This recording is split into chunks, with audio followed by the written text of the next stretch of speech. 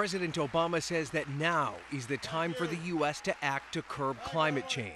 I believe there is such a thing as being too late.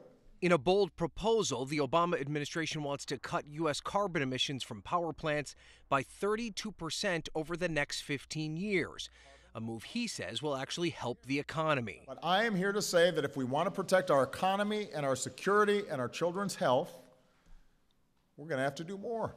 But it's the economic argument that is already drawing skepticism.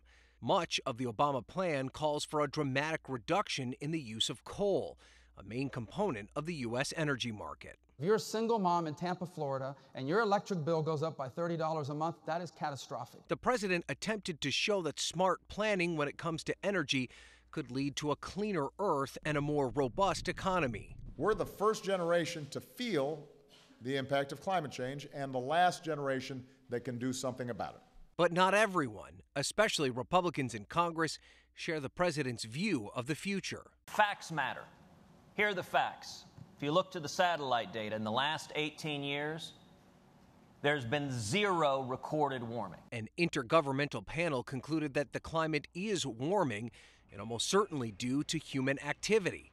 All this means that in order to enact meaningful change, Obama will likely have to do so through executive order. In Washington, I'm Ryan Nobles reporting.